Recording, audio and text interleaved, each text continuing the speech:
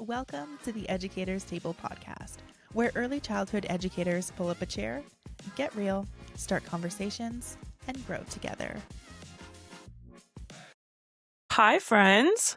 Hello. Welcome back to the Educators Table for another fantastic episode. Here we are. We're back. Again, you can't get rid of us. No, you can't. So just when you think I'm done talking, bam! I just keep right on talking. That's me. Weekly recap? How was your week, Emily? Fantastic, I think. I'm trying to recollect. It's been a week. I feel like there was a lot that happened. One of the things that we did was we went to your grandparents' house. Oh my God, we went to my grandparents' house. I got to meet Emily's grandparents. Yeah, if you guys listened to the previous episode where my grandparents sold their house, I had to go and get whatever I wanted as memories. And so we went and I got a ukulele and an accordion and a tea set and a gravy boat. Oh my God, the tea set. I'm so excited for that because they're like teacups with this little saucer underneath that has space for a sandwich. Yeah. And so Emily at first didn't want to take them. And then we were like, but Emily, you can host tea parties with little sandwiches. I know. They were getting all sentimental about it. And then I was like, okay, fine, I'll take it. Oh my God, because then your grandma was like, it was a wedding gift. I know. And then it was like, oh, well, now you can't not take them. When it gets sentimental, that's when I'm like, oh, fine, I will. I'm a pushover. I'll take it. So they were trying to get me to take so many cups too. And I was like, please no, I have so many cups. I don't know you. Please don't send me home with things. I'm not sentimental about your stuff. Yeah. So I had to do that. We got the stuff. I got to say goodbye, but that's okay because I feel like I'm in a very good place in life where I'm excited to make new memories with the people that I'm surrounded with and like make my own wall, make my own height wall where like you the measurement wall. Yeah. So it's okay. I'm ready. And I'm so proud of myself for that because I'm such a person that like can't move on. like you didn't even cry. You were so good. Can't move past things. It's hard. But I'm handling it very well, I think. Yeah. I'm grateful for the time that was had and how it brought me up in my childhood and in my life and now I'm entering a new era, a new phase. And I'm just so excited for everything that is yet to come with personal and professional, the educators table included. Yeah, there's a lot of exciting things going on and definitely a lot to look forward to. Your grandparents were very sweet, though. I really enjoyed meeting them. I know, they won't stop talking about you. They were so cute. I love them Emily brought her so friend much. Vicky. Yeah. Yeah. That was really cute. Anyway. Oh my God, they gave us fedoras. Stop. We should have worn them. With the feathers. God. That's right. Matching fedoras. Yeah. My feather was pink. Mine was white. Yeah. We'll take a photo shoot for you guys. We're going to have to. Yeah. Because that was really cute. Yeah. So I did end up with something. Pinstriped white fedoras, if you can imagine. Hilarious. Classic. It was so good. Yeah. And she put them on our heads and sent us out the door. Yeah. And it was pouring rain. Yeah. Good thing. Yeah, it was pouring. I'm like, good thing I have my fedora. Yeah, thank God. My eyelashes would have gotten wet. And then we got to attend the Today Center Illuminating Hope cocktail party fundraising event. Fanciest thing I've ever been to in my entire life. I'll tell you that. The Today Center is a nonprofit, if you guys don't know, and they exist to help people that are going through domestic violence situations. I just love their story, and I love that there is hope out there for people that are going through something, and that they're the ones that are really like lighting the way and being there for people, and that's really important to me. And every Christmas we do an item drive at our daycare where we get parents and staff to donate any unused items, and then we bring all of those things over to the Today Center where they can be allocated to people who are escaping situations and they need stuff. I know. It really puts it into perspective because it's so real. It's a real thing. It's too common. It's crazy. We were there and it was a fantastic event with fantastic food and violins, and they had a live orchestra. Yeah, they did. Students. And it was just like it was a party, but the real reason that we were there was to support real life issues, and it was just really moving and powerful, honestly. I think I really when I first met Linda, she's like the community outreach specialist, there, and she and my husband had a connection, like a through somewhere. I don't remember how they met, but then he encouraged me to go meet with her and hear her story too, and it really just, like, struck me talking to her how many educators I actually knew that were going through situations like that maybe they didn't even realize was abuse or, like, that kind of thing. So, it was really, like, impactful, I guess, to hear all of the ways that they help and the situations that they've helped people get out of, and then being like, "Oh my gosh, wait a second. We need to bring this into the daycare because there's a lot of people going through similar things." And so, I really love the Today Center and their message and what they do for people, and it was just a really fun event. Like, we bought a table 2 tables, and we brought some of my staff from the daycare. So, we had a full table, and then we had another smaller table on the side where we sat, and they told stories and brought to light how vital the work that they do is. So, that was a really fun event. We dressed up and Ate fancy foods, ate fancy fancy food. cheeses and meats and fruits and brisket. Brisket, yep. Mm, There was a fancy lemonade too that we were given at the beginning, and yeah. There was a photo booth. Oh, and I made Vicky buy everybody ice cream after. oh my god, yeah, she did. Yeah, we did. We Yeah. walked that town, and I was like, "Vicky, it's a business expense." Yeah, it was we were on White Ave, um, and so then they all convinced me to take them out for ice cream at Made by Marcus, and so we had to stand in line forever, At, like, midnight. yeah, It to was get team ice cream. bonding. It was, and everyone was happy, and Yeah, they if had a good anybody out time. there is wondering, "How can I get my team to be closer?" Just do that 'cause I think it worked. It was Take them good. out. I Yeah, had delicious ice cream. yeah. They need to experience each other on the outside, Mhm. like how, we were saying that it's, Erica After Dark. That that Yeah. you're a whole other personality when you're not in the daycare center. That's what really connects people, I feel, is when you, like, humanize the person that you work with, and then you're like, "Oh my god, like, you have, like, a life outside of this, and It's you're a real so person fun. with interests and hobbies and a backstory," and it's like, "Whoa." Like, one of my coworkers plays the saxophone, and I play instruments, and I worked with her for 2 years not knowing that she played the saxophone the whole entire time. I was like, "Are you kidding me? We could've started a band by now."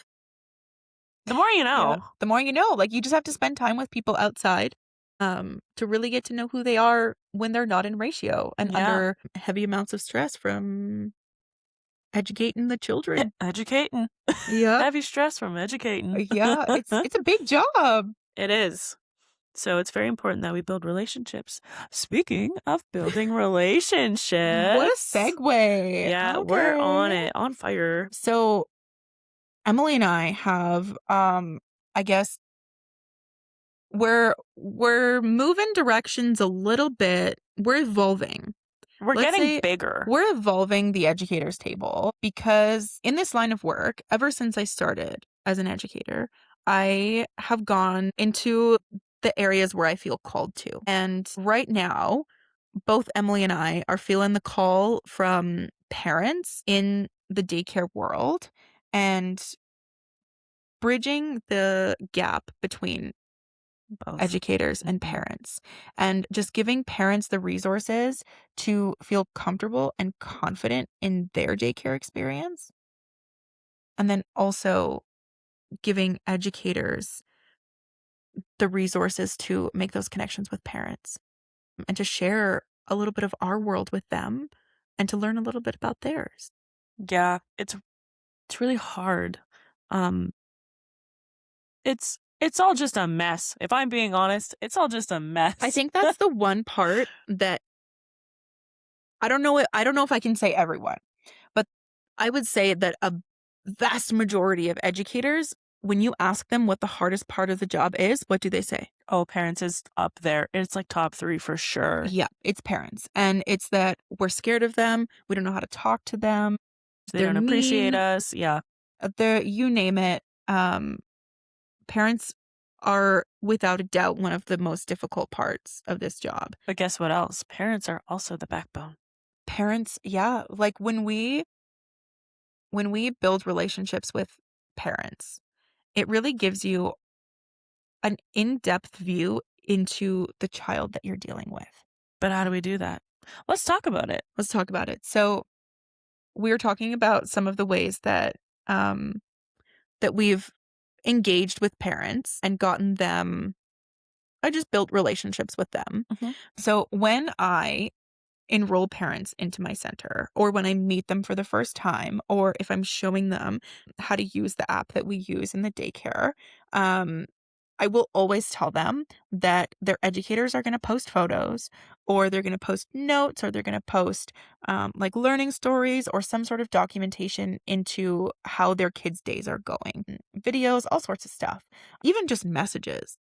And I try to really, really enforce the idea for parents that they need to be responsive to us. And that if they see a photo that they're like, oh my gosh, that is so cute. I'm going to save this and then send it to my friends. Just like send a little message that's like, oh my gosh, thank you so much. That's so cute. I love seeing that. Just engage with us, respond to Yeah. us.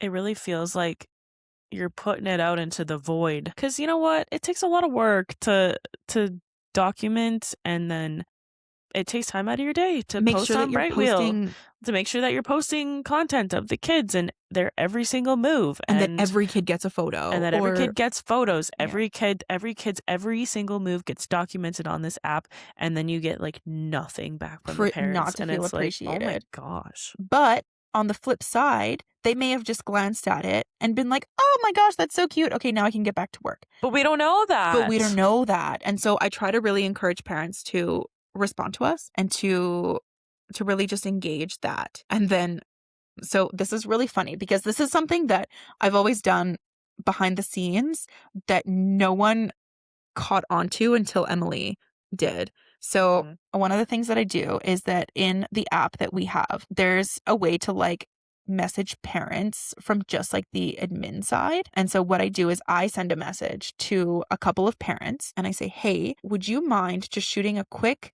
thank you message to the educators today? Doesn't have to be fancy, doesn't have to be crazy, just a quick thank you and appreciating them for the work that they're doing because it could really make their day. And then I wait. Yeah. So let me give you a little bit of a deeper backstory. I think that I was at the time personally really struggling with parent relationships and feeling really discouraged and burnt out and like all in my head about it. And That it's then all for nothing. it's all for nothing. I'm like, What is even happening here?" And then I get a message from one of the moms, and I was like, "Oh my God, that like really made my day." And then I texted Vicky and I was like, "Did you see this message? This is incredible."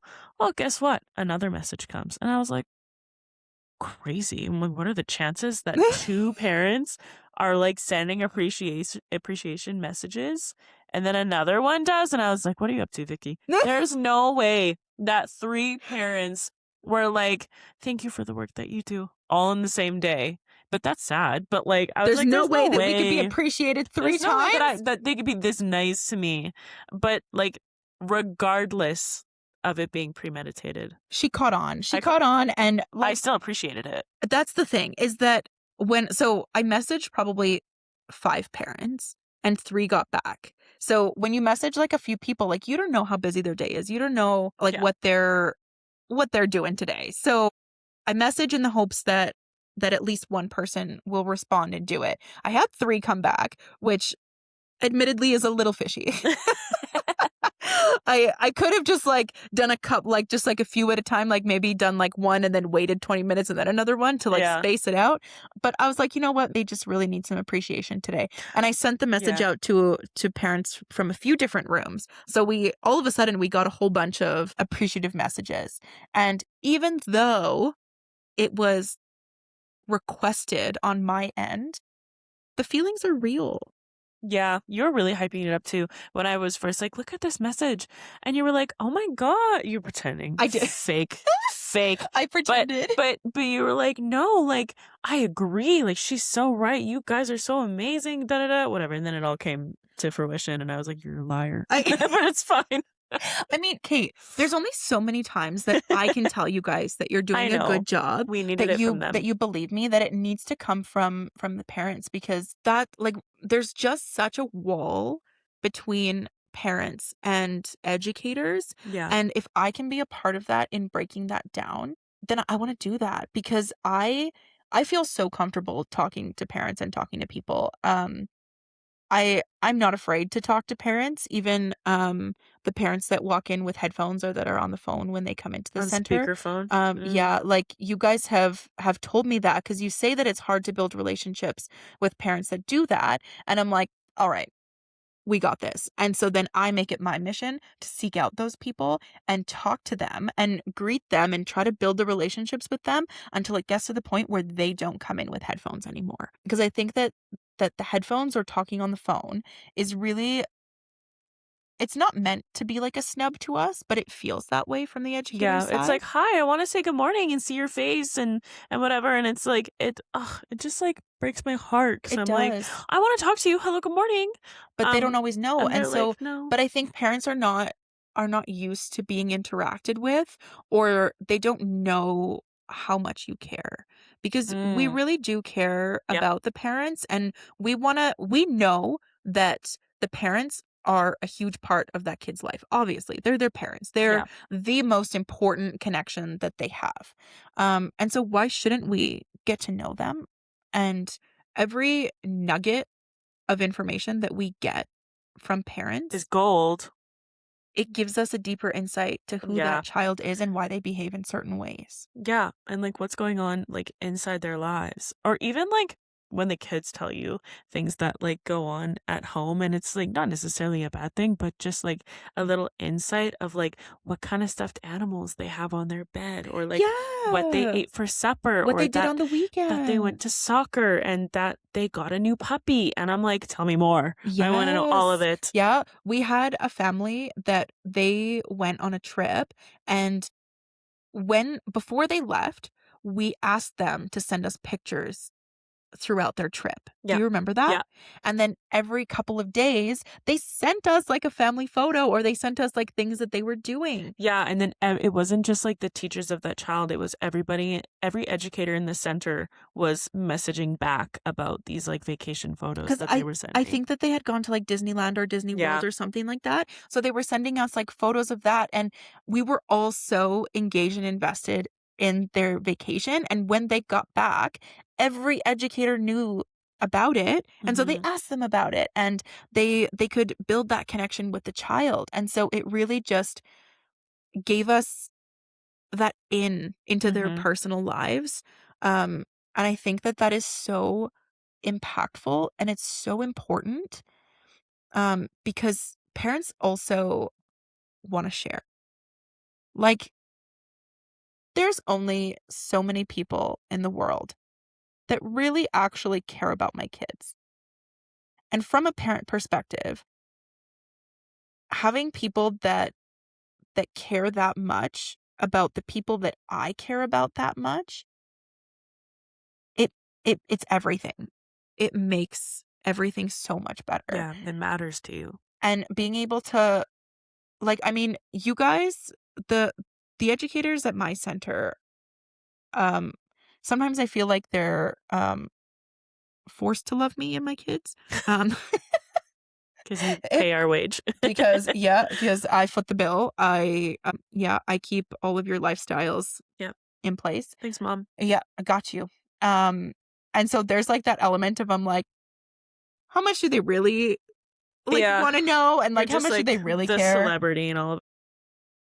I try to, like, keep my educators, or, like, I just try to share things about, like, my personal life too, and, like, bring you guys in. So, like, if we do something fun on the weekend, I'll send, like, a Snapchat or something of, like, my kids doing things, and you guys, like, engage back, and then on Monday, they follow up with my kids about the thing that they saw them do. And I think at first, my older son was kinda like, How "How did you know that? how did I you know. know that?" Yeah, he was mind blown. Yeah, yeah. But now he's just, like, come to expect that the educators in his life know about the things that happen, on the weekends or in the evenings or things like that. Like, we'll go for a bike ride and I'll send a picture to you guys of what we're doing. And then the next morning, people will ask how his bike ride was. And it really, as a parent, it means so much. It means the world to me that people care about my kids and that they ask them about their lives and that they try to build that deeper connection. And how does it feel from the educator side? So exciting. I love it. There's nothing I love more than getting the insight into who they are, and not just the child, but the parents too. Or even when you find out like what a parent does for work and you're like, "Oh my goodness." Yeah. Yeah, Yeah. like I love knowing their lives because the child is a product of them, and we love these children so much. And so for me personally, the parent relationship is one of the hardest, but yet one of the most important things about being an educator. And fruitful. Do you know Yeah. how many tidbits of like planning you can get from them Yeah. when the kids are at daycare and we're trying to observe and follow their interests? There's only a certain, I guess, level that we can observe them following their interests because we only It's have a so different many things. environment. Yeah. Yeah, but if I send you a video of so, like, this weekend, Jace and my mom went fishing in Oh, her cool. indoor fish tank to bring her goldfish from the inside aquarium to the outdoor pond, and so Jace got to catch all of the fish and, like, release them into the pond outside, I love that. and so just from knowing that as an educator there are so many, like, directions that you could go in now going into this week, about the things that might interest him because he was just exposed to that, and so, like, it just really opens up, like, your imagination, your ability to create new provocations and experiences that Yeah. could The follow whole that. the whole thing about like play-based learning, and the thing that really stuck with me about planning was that you plan based on what the child, like, for interests. You plan based on what the child experiences at home and through, like, the window of their home, because that is what they know, and they are so engaged about it versus, like, if I would be like, "We're gonna do a bug activity," that's, like, just, like, so generic, but if you're, like, taking experiences from their home and bringing them into the center, they're gonna be so much more engaged. Totally. And how fun is it when you're doing an activity with the kids at daycare and then they say something like, "Oh, this is just like at my grandma's house when we do this." And you're like, "Yes." And you try to ask them more questions to find out more and then you can get like engagement like They're a plethora. Once you get them talking about things, it's so funny because then the kids, like, somebody will be talking about their grandma, and then another kid will be like, "Well, my grandma," and then another kid will be like, "Well, my grandma." And then yeah, you just get all of this, like, family insight of, like, the different names that they call their grandmas, and yeah, what their grandmas bake, and, like, everything, and so, like, that insight into their personal lives is so important in what we do, and parents are the vessel to bring that to us. yeah. Because at daycare, if you look at my son, his interest is cars and his interest has been cars for the last 3 years. Yep. But when you expand him out past the daycare walls and see the full, well-rounded life he has, there's so much to go off of. And so Mhm. you just need that extra background information on your kids, to know how you can engage them. And it's so fun. It is. They're whole people. It's like seeing, yeah, like the whole thing of like seeing your educator outside of work in a different environment. It's so crazy to see kids outside of daycare in a different environment. And I will never forget, I was at a park one day with my niece, and one of my daycare kids was there. And my daycare kid was, like, climbing to the tippy top of the structure, and my heart was like, "Oh my god." Like, because we have, like, licensing restrictions, and Don't worry, Emily, you're not in ratio right now. You're not responsible for I them. felt responsible. But I was like, "I didn't know you could do that." I literally did not know that you could, like, climb to the tippy top of this structure and, like, how brave you are. Yeah. And it's crazy to see, like, the people that these kids are in their own different environment, and then, like, moving forward, I'm like, "This girl's got it." Like, if she's You don't need help. climbing, yeah, you don't need help. And that puts it, like, a little bit into perspective too of, like, what the capabilities are and, like, Yeah. just that piece that we're really missing about their own personal lives and, like, what they do at home, and I think that it is also, like, parallel that parents are missing those important pieces at daycare Yeah. because it's, like, the different environment, and they're not seeing the capabilities of their child in the center. They're seeing it at home, they don't know at daycare. And so, You know how do what we I share learned? that? You know what I learned about my kid? What? He can do up zippers by himself. He can do it. He I've sure always can. done it for him. Um, but at daycare, he does it himself. And I watched him do it at daycare. And then I was like, oh my gosh, he like he has all of these skills that I haven't even like noticed or even like allowed myself to notice because I'm always in such a rush to get out of the house. And so I just have always done it for him. And there's that part of being a parent where I'm like, I have underestimated my own child in Mhm. his capabilities because he has the ability to be so much more independent. I guess not the ability, he has the freedom Yeah. to be so much more independent at daycare because there are really only a few of you educators, um, in ratios of many, many children. Um, whereas at home we're 1 to 1, Mhm. or 1 to 2 Ratio your at own child. most. Yeah. I'm never at more than a 1 to 2 ratio with my own Yeah. kids. Yeah. And so I have the time, I have the ability to do it all for them, and then just being able to peek into his world at daycare and seeing what he's actually capable of is crazy. I know. So listen, we have to bridge the gap. We talk about, like, kids being different at home than they are at daycare and what those different environment looks like. And then we talk about the behaviors and how different behaviors are happening at home versus at daycare. And just like the constant butting heads and the disconnect and the gap of how to make that child whole because they're two different people. There's somebody at daycare and there's somebody at home, and we need to make it one. It is our job as educators and parents to come together to make a plan for that child to be successful in their world. Wherever that world is. Exactly. Yeah. I think as parents, it's so scary to send your kid into a daycare classroom just not knowing what to expect or what that's going to look like.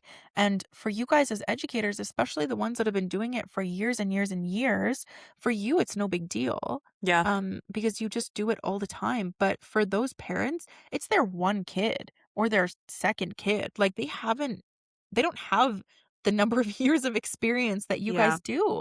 Like, especially when you're dropping your first kid off at daycare for the first Yeah. time, like, for you guys, it's just another Monday, and maybe you didn't even remember that that kid was gonna be coming in, but that mom, that parent, that dad has been sick over it for the last week. They have had trouble sleeping. They have been anxious. They have cried many Yeah. tears about what that means to let go of their child and to just like trust that they're going to be okay. Um and so we really just want to, I guess, shine a light on how both the educators and the parents are feeling in those moments and during that transition time. And even just like, even if they've had years of time at daycare with you guys at like when the kid's 4 or 5 years old, Yeah. like there's still a lot of feelings that come up. It's never not hard. And it took me a bit to put myself in that perspective of seeing it from the parent side. And I'll tell you a little story that kind of shifted it for me. Um, it was like the drop off thing when parents would come and drop off their kids and their kids would be crying. And we know as educators that they're going to be fine in like 5 minutes or less. Um, and so fast drop off is better. Just drop them off and go because they are in good hands and we're going to take amazing care of them and they're going to be fine. And I felt very strongly about that. And I would get a little annoyed at the parents that would just stay and linger and coddle their kids and then the kids would just like cry for 10 extra minutes because the mom couldn't let go and she wouldn't leave and it made it so hard and I'm like, "Oh my god, like if only parents understood that they're going to be fine and they're actually making it worse." And I felt very strongly about that until my Until very first child daycare child moved up to the next room. I And remember this. yep. And then she moved up to the next room because she's a big kid now. And it was a process of me having to learn how to let go. And she came to daycare expecting that she was going to be in my classroom, and she was not.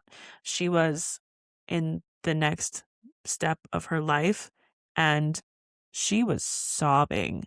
And I was just like a wreck. And I'm like, does she have to move up? I think she can actually just stay here with me And the you're whole like, entire time. or like I can go in the room with her and I Yeah. can stay with her for like 15, 20 minutes, like half an hour, whatever she needs until she's comfortable. Here I am cuddling her, telling her it's going to be okay. The And like, educators in her new room are like, yeah, they're like, leave. they're like, Emily, get out. Like, you're making this so much worse. I was making it so much worse, but in that moment, I like felt the actual heartbreak of having to leave your child and walk away as they're crying for you. And it's not even just And crying for you, and reaching trust, for you. yeah, and trust that they're going to be okay. Yeah, that was hard. That was a hard week. And so I get it. I have a newfound understanding for parents that linger.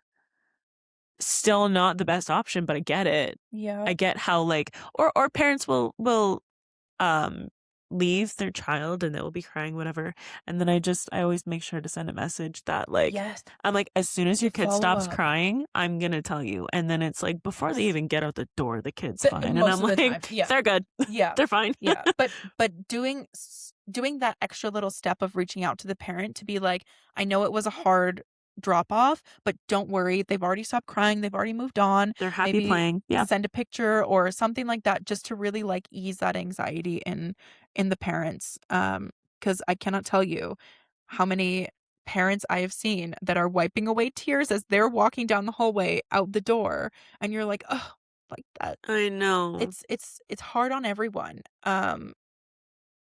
And I think it's just so important to, like, understand where the parent is coming from the educator side, and then also have that education for the parents of what the educators are going through.